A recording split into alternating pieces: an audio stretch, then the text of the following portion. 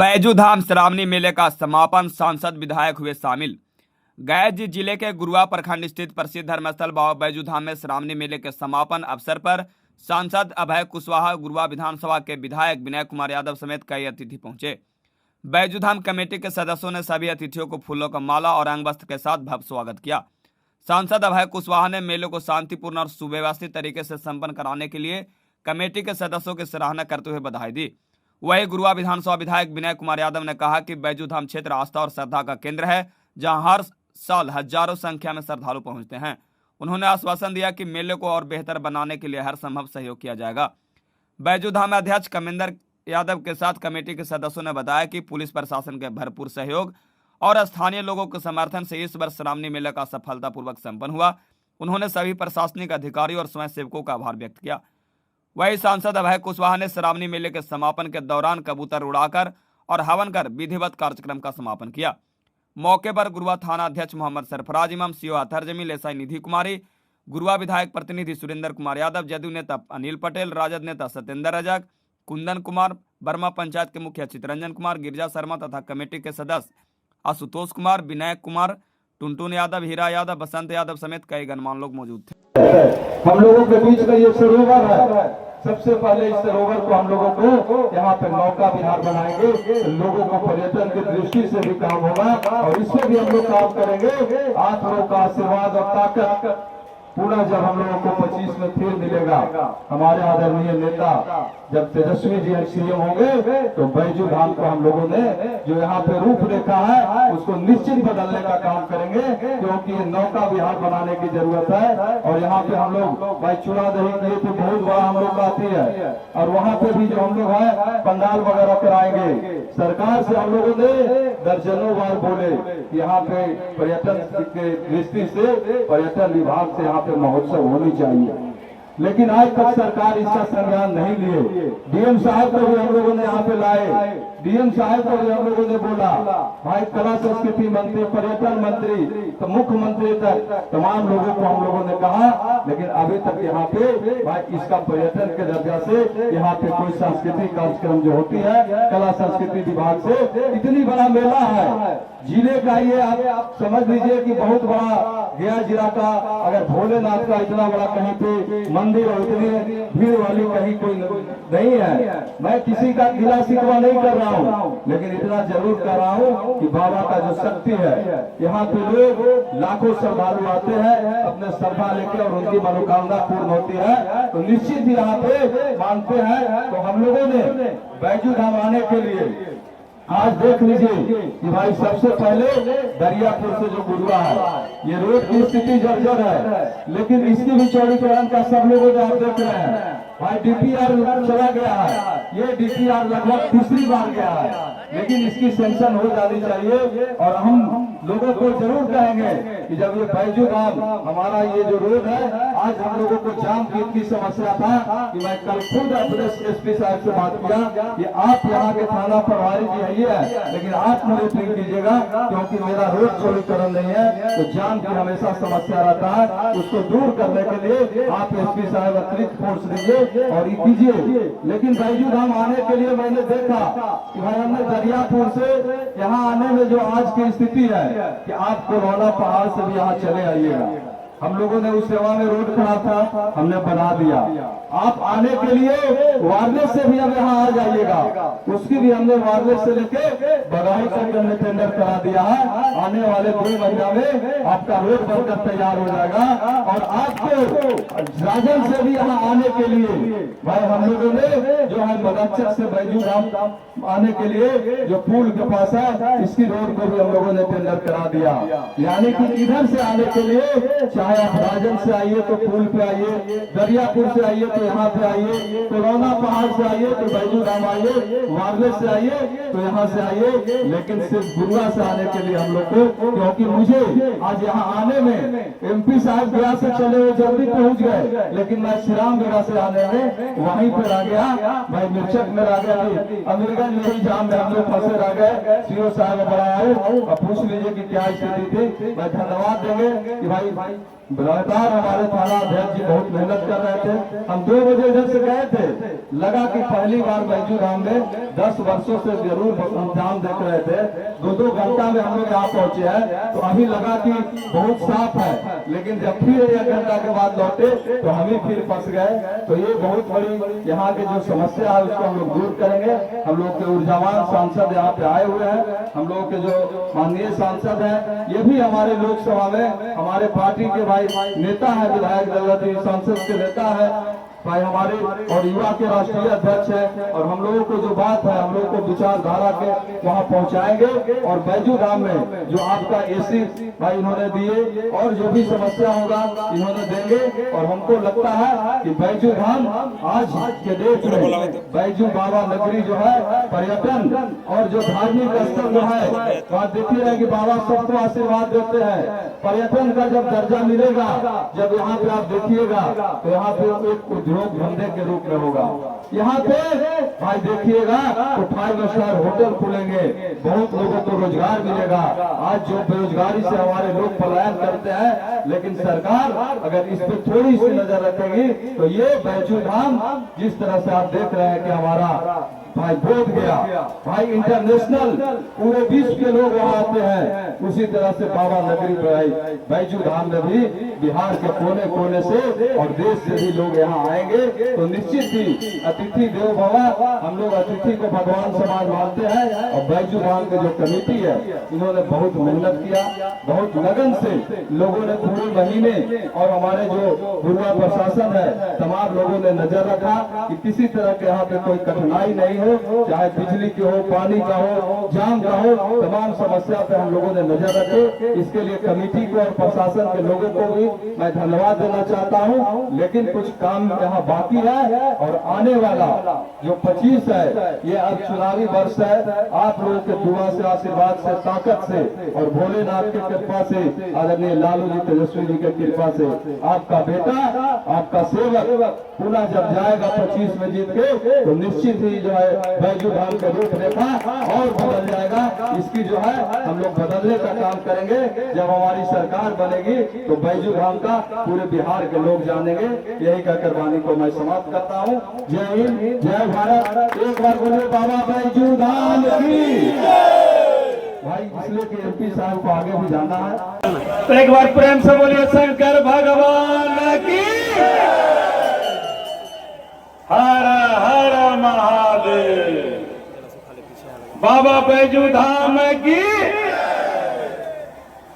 आप सभी को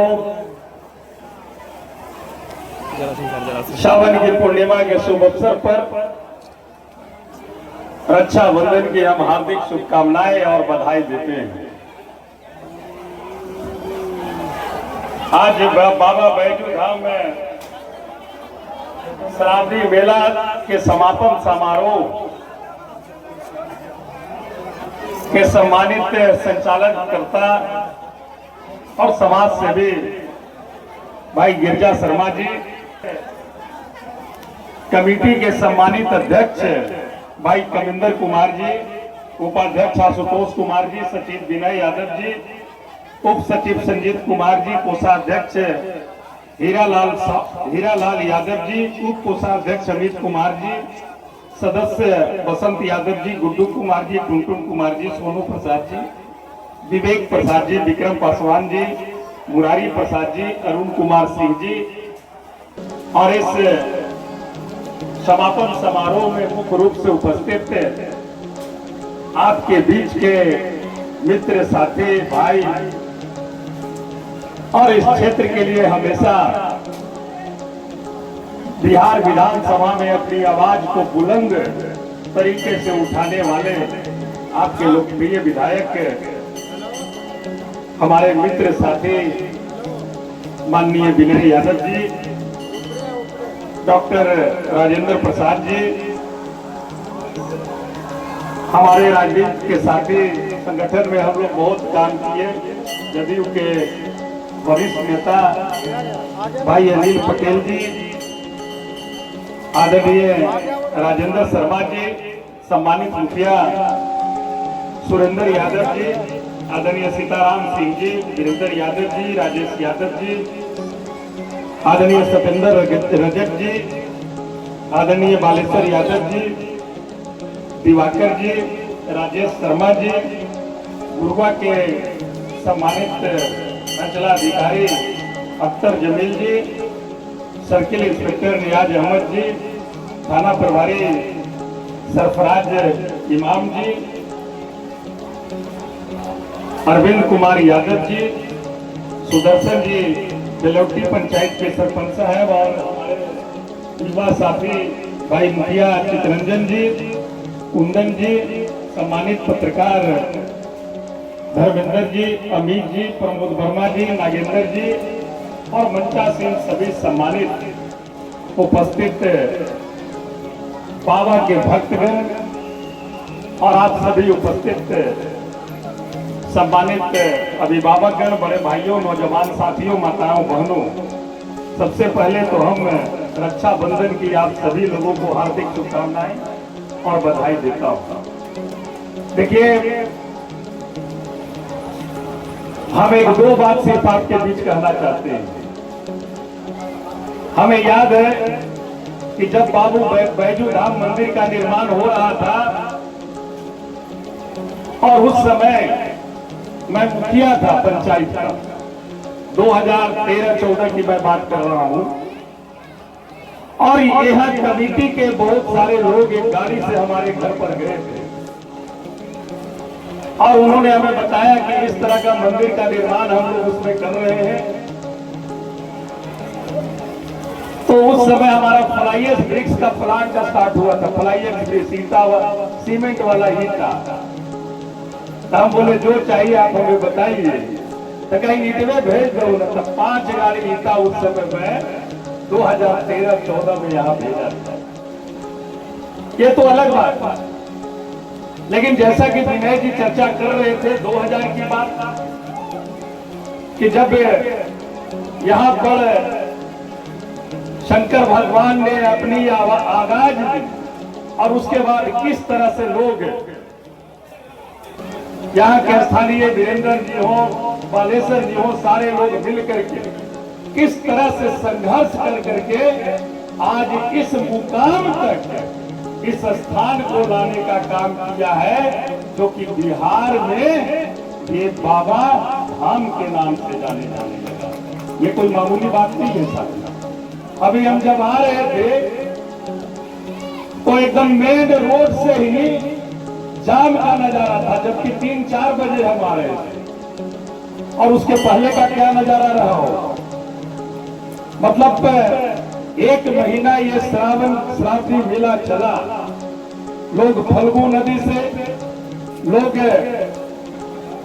पटना गंगा जी से जल लेकर के इस बाबा बैजू धाम को जलाभिषेक करने का काम प्रतिदिन, और खास करके सोमवारी के दिन इसकी संख्या तो और भी बढ़ जाती है। ये बहुत बड़ा उपलब्धि है, खास करके इस कमेटी के और जितने भी इसके मेंबर हैं, माननीय विधायक जी, सारे लोग जितने भी जनप्रतिनिधि हैं, ये उनके मेहनत का प्रतिफल है कि आज इस रूप में ये बैजू धाम विकसित हुआ है। हम तो चाहेंगे, बहुत सारी बातों का जिक्र किया, हम उस बातों में नहीं जाना चाहते, लेकिन एक बात जरूर हम आपसे कहना चाहते हैं। अगर 2025 में हमारी सरकार बनी तो निश्चित तौर पर बाबा बैजू धाम के लिए कांवरिया पथ का हम लोग निर्माण जरूर कराएंगे। कांवरिया पथ का निर्माण कराएंगे। फल्गु से कांवर लेके आने वाले साथियों के लिए, भक्तों के लिए कांवरिया पथ का निर्माण कराएंगे। पटना गंगा से जल लेकर के बाबा बैजू धाम जलाभिषेक करने वाले कांवरिया साथियों को निश्चित तौर पर ये चीज हम कराएंगे, क्योंकि ये बिहार का बाबा धाम होगा, बिहार का बाबा। ये हम लोग के लिए, हम सभी लोगों के लिए गर्व की बात है। और हम लोग जब अभी देखे ये नौका विहार की बात कर रहे थे, हम तो चाहेंगे कि हम लोग इस पर पहल भी कर रहे हैं, आगे भी फिर पुनः पहल करेंगे। ये जो रोड है, जो चौड़ीकरण नहीं है, आवागमन का सुलभ साधन नहीं है, सुलभ साधन इसको हम कैसे उपलब्ध करा पाए, इस पर हम लोगों का विशेष प्रयास रहेगा। हम यहाँ पर पार्किंग की कैसे व्यवस्था कर सके, ताकि आने वाले समय में जब भी हमारे श्रद्धालु आए तो उन्हें पार्किंग की व्यवस्था मिले और कठिनाइयों का सामना नहीं करना पड़ा। ये जो अगल बगल जो मनोरम दृश्य है पहाड़ का, इसको सुसज्जित कैसे कराई जाए, इसके लिए हम लोग पहल करने का काम करेंगे। अगर ये भी सुसज्जित होगा तो देखिए हमारे भाई लोग कहाँ पहाड़ पर चारा रहते, उस साइड में है, उस साइड में है, सभी जगह लोग जा करके पिकनिक के तौर पर इस पर्व का आनंद लेते हैं। तो हम लोग इस काम को भी करने का काम करेंगे। हम विशेष बात नहीं करना चाहते, हम एक बात की घोषणा जरूर आज करना चाहते हैं कि आने वाला समय, अगला वित्तीय वर्ष जो होगा, मार्च में हम 2 फंड यहाँ पर रिलीज करेंगे।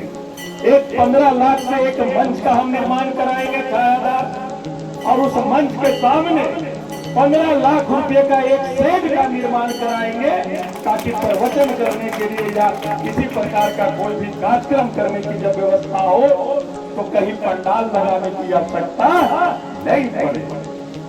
हम तो चाहेंगे, क्योंकि ये मंदिर का प्रांगण है, मंदिर पर स्टेज बनाते हैं, इससे जो है ये मंदिर हमारा पीछे उसकी शोभा थोड़ी कम जाती है। इसलिए हमारी तो आग्रह है, अगला जो आने वाला समय, अगला जो आप सारे कमेटी के सब युवा साथी जुड़े हैं, बहुत अच्छा लगता है। और निश्चित तौर पर आने वाले समय में तो युवाओं के कंधे पर ही जिम्मेवारी है। और मैं जानता हूं कि अगर युवा अपने कंधों पर जिम्मेवारी ले ले तो मैं समझता हूं किसी भी कार्य को तो सफलतापूर्वक पा सकता है। ये युवा में हौसला होती है। इसलिए हम युवाओं को भी बधाई देते हैं और हमेशा मार्गदर्शन भी अभिभावक का आप लोग लेते रहिए।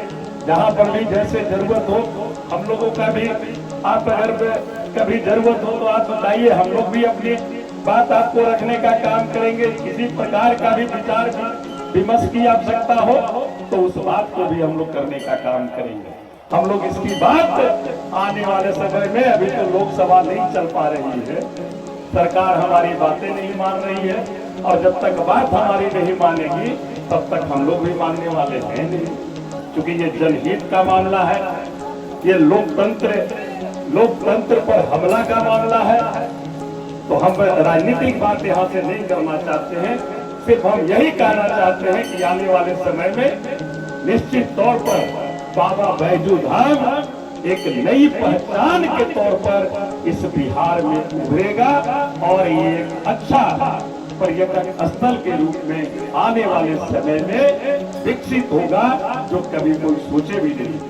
आज से 20 साल पहले, 15 साल पहले जो लोग थे अगल बगल, जो गांव के हमारे जो लोग हैं, साथी हैं, भाई हैं, वो कभी सोचे नहीं थे कि इस तरह का भी माहौल बाबा बैजू धाम में हमें देखने को मिलेगा, और आज मिल रहा है। इसलिए साथी, आप सभी लोगों का भी सहयोग है, आप सभी लोगों का भी उत्साह है। आप सभी लोग, जितने भी लोग श्रद्धालु यहाँ आते हैं, हम जब गाड़ी से आ रहे थे, इतना भीड़ रहते भर में भी पुलिस फोर्स की आवश्यकता नहीं पड़ी, और सारे लोग अपने से साइड होकर के खड़े हो गए साइड में, और हमारी गाड़ी आगे बढ़ती हुई। तो ये निश्चित तौर पर यहाँ के जो लोग हैं, कमेटी के जो साथी हैं, वो सारे लोगों को दर्शाता है कि एक अनुशासन की तरह, अनुशासन प्रिय ये कमेटी अनुशासन के तहत इस मेला को आप मनाने का काम करते हैं। और आने वाला समय में